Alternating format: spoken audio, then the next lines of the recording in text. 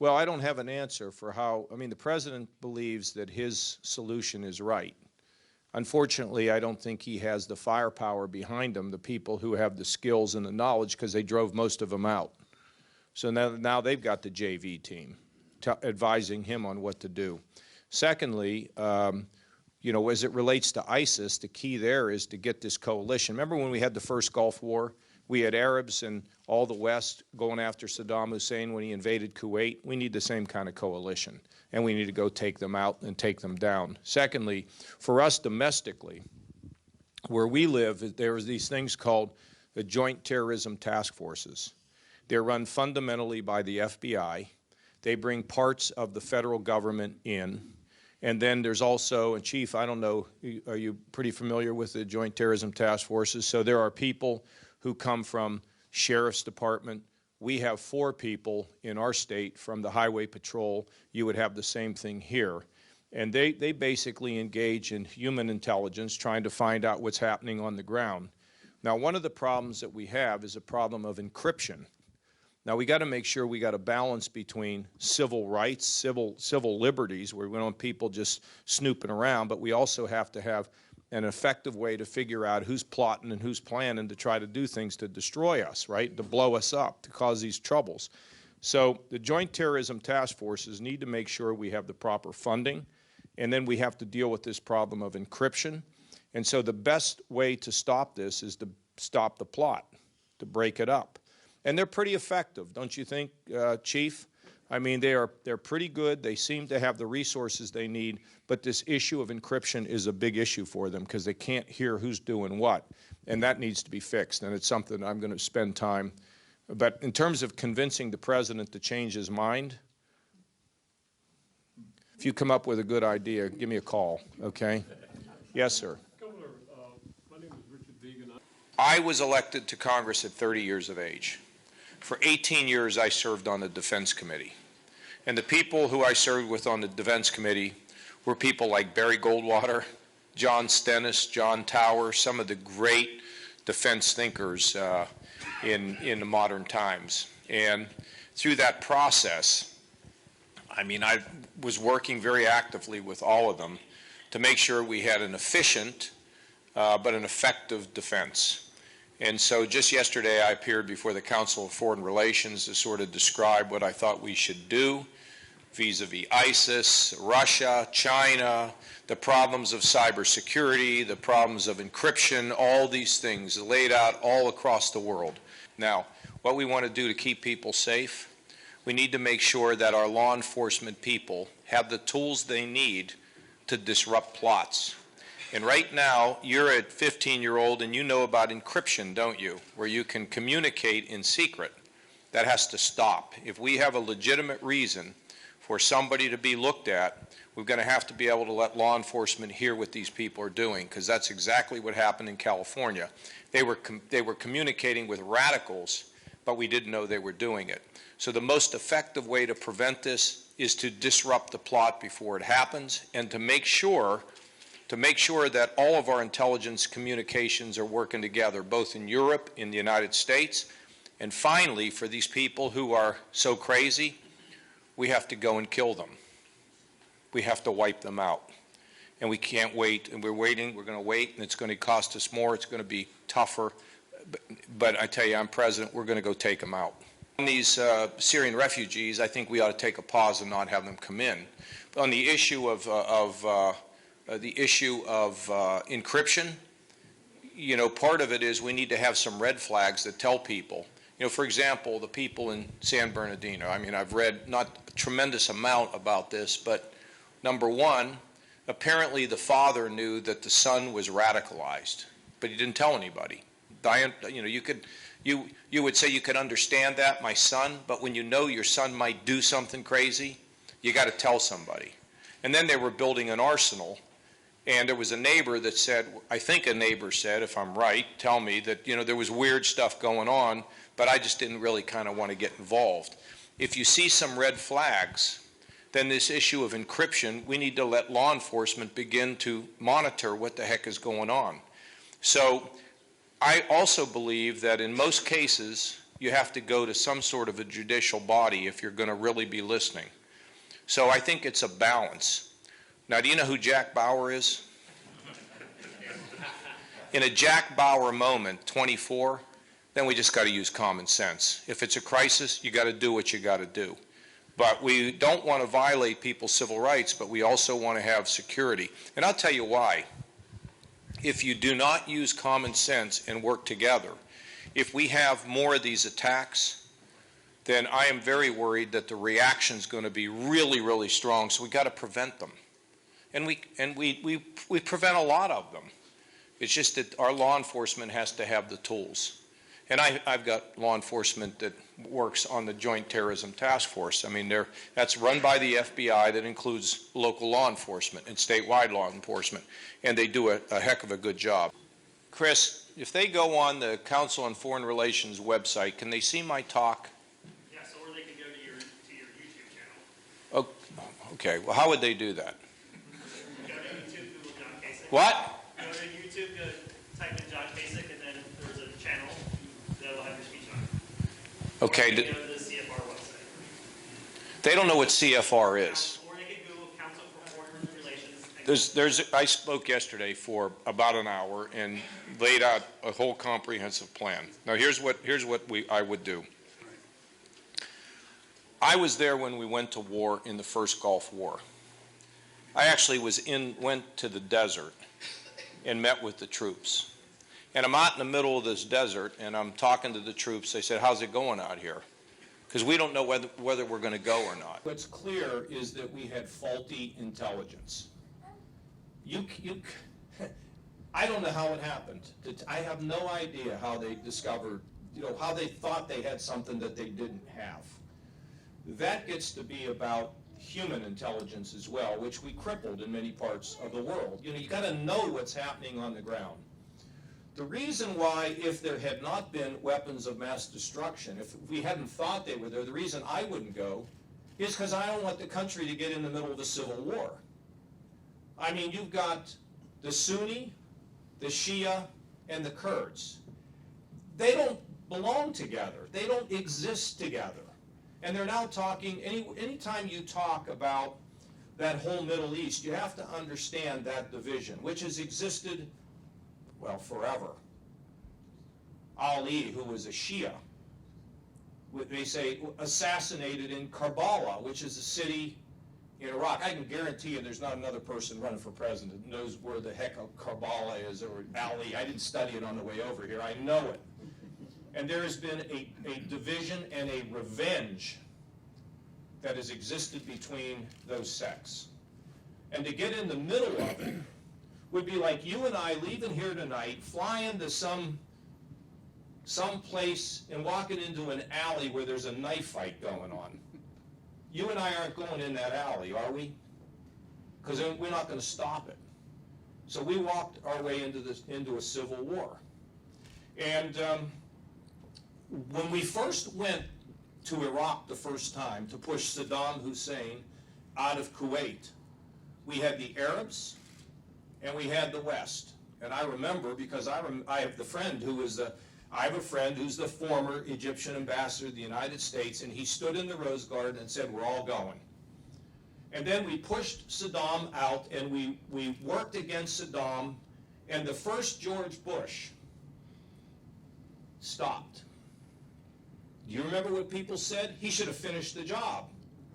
No, he shouldn't have. There was no job to finish, because they knew, the people around him knew, if we go in there, we're going to own that place. Now, you know how Iraq got put together? After World War I by the world powers. They didn't know what they were. Just stuck here. Draw these lines. Okay, you know what's going to happen? That whole region's lines are going to be withdrawn at some point. What I've always felt in Iraq was let the Sunni stay, let the Shia, and let the Kurds divide into three.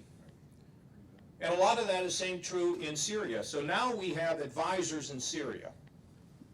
I don't want the United States to get in the middle of a civil war in Syria. Can we help the people who are opposed to Assad? Absolutely. But I am not for getting us in the middle of a civil war. I'm for destroying ISIS, as you heard the other night, but that doesn't include being in the middle of a civil war. Now in 1983, boy, this makes me sound old. I don't look that old, do I? Do I look old? 1983, I'm 31 years old.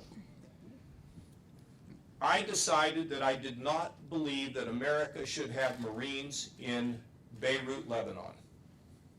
There were 14 Republicans, as I recall, who shared that position. 14 of us. Ronald Reagan was the President of the United States. I'm like 31 years old, and I love Reagan because I met Reagan when I was a wee kid. Tip O'Neill came up to me, and he'd heard I was going to vote against U.S. troops in Lebanon, and he poked me in the chest. I'll never forget it. He said, I remember when we used to elect men to this body.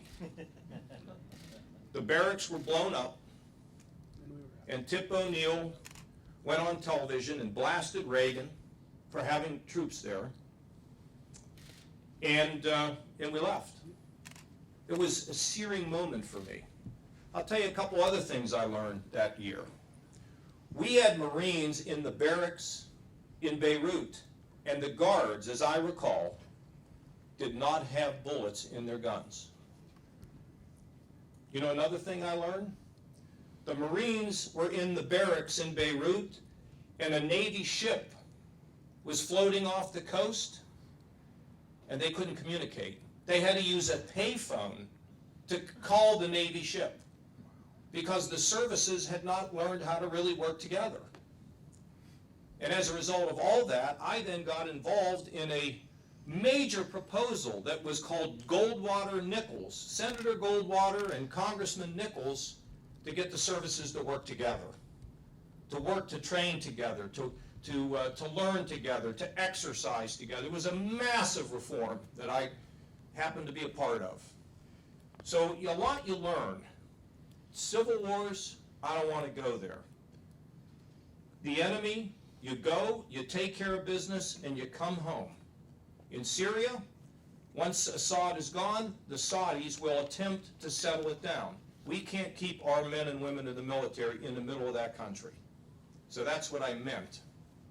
And I hope that makes sense to you. Okay? Yes, sir. Yes, ma'am, right there. The powerful Shia country, and then all these people. No, I think it'll be Iraq. divisions. It'll be like I think with Iraq. Look, I don't. When I say that, I can't predict to you what it would look like. But I think you're going to increasingly see, and we see it now, Shia, Sunni, and Kurds in that nation. Within Iraq. Yeah, within Iraq. See, I think ultimately the Kurds are going to have a place to live. Now the problem with that is that Turkey doesn't like the Kurds, and we need Turkey. Turkey's like really important because it's a bridge to the. They should be our bridge. We lost them. We want them to come to the west, not go to the east, because they can be a bridge to the Middle East. And look, with Israel, you know, people talk about Israel, and here's what I would tell you about that situation. There is no solution. The goal shouldn't be a silver bullet. The goal has got to be stability, an absence of violence in regard to Israel and the surrounding nations there. What I think ultimately, what I hope for when we talk about Syria, is I don't want Iran, which is Shia, to be able to move across Iraq and all the way through Syria to have what I call, nobody understood what I was talking about the other night, a Shia crescent. And there's a way in Syria with the Sunnis there to kind of block it. Now, they don't have to be at war with one another. They just have distinct differences. And I think we have to realize that and recognize it. And I think when they drew the map of Iraq after World War I, they either didn't understand it or they didn't give a flip about it. They just needed to carve things out. And that's why we're having some of these problems terrible problems that we're having. But look, I think defeat ISIS. We got to come up with a solution for the Kurds. The Saudis want to settle things in Syria. You know, I think part of the problem why we have ISIS is because of the war in Iraq. And people say, you know, some people say, well, we left too early. We made a mistake when we went in, and you know what Colin Powell once said? He said, if you break, what do you call it? He said, if you break it, you own it. What is it? There's a name for that. Pottery barn. The Pottery Barn. And it just happened. Now, we destroy ISIS and we have a good coalition of people, it'll settle down. But we can't let it fester and wait. That's the thing. The more we wait on it, there's no way to destroy ISIS without having both an air campaign and a ground campaign. And we're going to have to be on the ground and in the air. It's just the way it has to be if America is going to lead and if we're going to be successful there. Because the other countries aren't going to the ground. I just read an article today saying, well, that the Arabs now, the Sunnis, have committed to being able to fight terror. And if you say, okay, are you going to put boots on the ground? What they'll tell you is, we're not going alone. See, that was the problem with the red line, this red line in Syria. When the president said, we have a red line, and he didn't enforce it, it just created doubt. And these countries they're nervous to begin with. Now all of a sudden, where is America? Can we trust America? And that's the problem we got into with the red line. Other people had other reasons for it. That's what concerned me about it. So, sir, what I think is you will see shifts and changes, but by and large, I think ultimately in Iraq you're going to see, basically, it'll either happen formally, which it probably won't, or it will be an informal division of that country, which it is basically now. I never thought we might have to use these nuclear weapons, which, mutual assured destruction probably convinced us we didn't have, whatever would have to. But once that enemy came down, it was like, now what do we do? And then I think we did not recognize early enough the issue of this radical terrorism, the jihad, radical jihad. You may have actually picked it up, though, if you thought about Afghanistan, if you thought about what the Russians were experiencing in Chechnya. And I remember having an aide tell me all the time, that's the next fight. But we didn't engage it. We did not plan for it. And then we allowed our relationship with our allies to deteriorate. You remember in the first, you wouldn't remember, but in one of the first debates, they asked, what would you do with the Iran nuclear deal? I'd tear it up. How do you know what you're going to do 18 months ahead? Okay, that's stupid. But it's good press. Oh, it is. I'm going to tear it up. Okay. My view is, first of all of our allies are supporting this thing. What we ought to be doing is talking to them and say, I think these guys are going to cheat, and we can't let them have a nuclear weapon. And if they cheat, we're not having any debate. Because if we have a debate, you're going to lose. And we no more debate. We just slap the sanctions back on, and if we know where there's a nuke, we'll deal with that. But we don't do that. They kill all these people at Charlie Hebdo in Paris. We don't even send anybody to Paris to help mourn with the French. Then they have a climate conference and say that's the way we're fighting radicals. I mean, these things I don't understand, okay? So, sir, it seems to me as though there's sort of three parts to this. The first part is the Russians. The Russians have to understand that NATO still exists, and you're not going to invade a NATO country, and now that you've invaded Ukraine, we're going to arm them so they can defend themselves. And if you think you're going to go to Finland or Sweden or Lithuania or Estonia, you're going to meet us right there. That's all that needs to be said. And then try to work out some sort of a framework over there in Central Europe. China? Just read the articles. You probably haven't. I have to read these articles, but I've always been interested in them. They're warning our B-52s not to fly within several miles of these islands that they're building themselves and trying to take over the South China Sea. Tell the Chinese, first of all, you don't tell them, you just do some things. You can tell them, the talk's cheap with the Chinese. So what do? These are not your islands. We're going to have free navigation and free air flight there, and that's just the way it's going to be. And by the way, if you want to cyber attack us and steal our secrets in our businesses or disrupt our government, we know how to defend ourselves, and we also know how to go on the offense. Now let's get along. Because China's a fact. They're not going to go away, and we're not going to have a war with them, and we don't need to have a war with Russia. Just let people know what we think. Then we've got to get our allies back together again. Best leader in Europe? Merkel. Why is Merkel the best leader in Europe? Why is that? She's smart. Why else? She listens. She listens. Why else? She leads. She's the best. I can't wait to meet that lady. We need to be close with our allies. We need to listen to them. We need to know that it's never going to be fair. We're always going to carry more of a burden than we like. It's just, I mean, we're America. I mean, let's just, doesn't mean we have to concede that. I'm just telling you my view. And then we have to tell the world who we are. And we got to destroy ISIS. I mean, this is a really, really, really bad, this is, if you forget politics, you know why I worry about it? For them. They want to destroy our way of life. Now, what is it that I worry about the most? Proliferation of these weapons. And you know, I don't even worry about proliferation of these weapons in the hands of a country that I know where they are. I worry about it in the hands of people who do not have a country and do not wear a uniform. Who would I be talking about? Hamas, Hezbollah, al-Nusra. That's what I worry about. ISIS, you think they would ever hesitate? This radical, deranged ideologue says they get somewhere, they get a reward for destroying us. That's why we have to take them out. I don't like to talk about having to go, I mean, I had a vote on war. You think I want to vote this? But we have to do this. And the longer we wait, the more dangerous it'll be, and the more dangerous it'll be, the more complicated it'll be, and the more we will lose.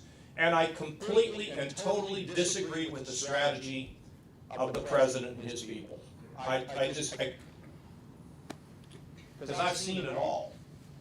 It's time to go. And then tell the world who we are.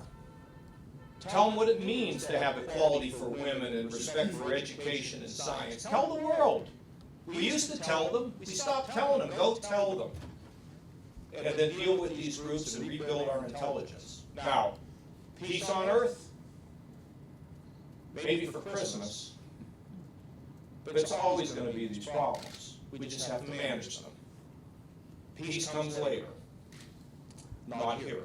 Manage them, though. And you were right, we have been adrift, and as a result, we've created voids, and voids have been filled by things that are not in the interest of civilization. Not America just, but civilization.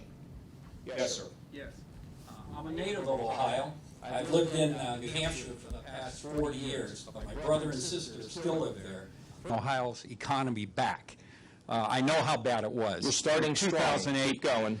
I know what it's like today. I was in Columbus in 2008. I was in Columbus last winter. It has improved significantly as well. So congratulations. You have accomplished something as an executive, and I appreciate that. You also have the legislative and defense background I think that we need in a presidential candidate.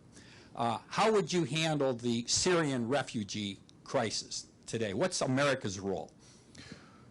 We got to figure out a way to vet them, sir. You know, look, one of the things that always worries the people who support me in politics is sometimes Kasich's heart's so big, okay?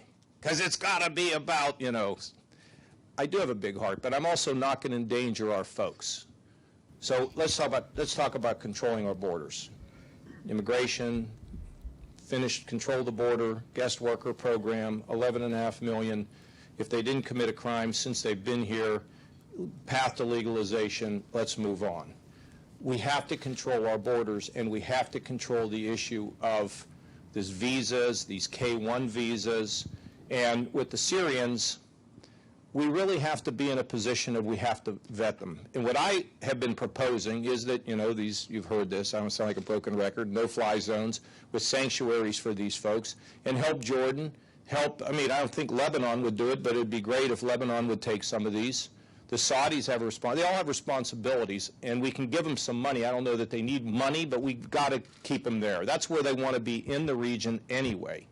Now, let me tell you something about the administration. We thought Ebola, okay, in Ohio. I call the Center for Disease Control. I get voicemail. I call the Secretary of Health and Human Services. I get voicemail. We just had a situation where minors from Central America were placed in our state. We got no idea who they were, where they went, and who their sponsors were. And we asked them to give us information. They didn't do it. And we just had another incident where all I got was voicemail. Does anybody answer the phone? What do they do in Washington? Answer the phone. I'm serious. They don't answer the telephone. We should abolish voicemail in Washington, and I'll tell you why. Because when you have voicemail, nobody has to answer the phone.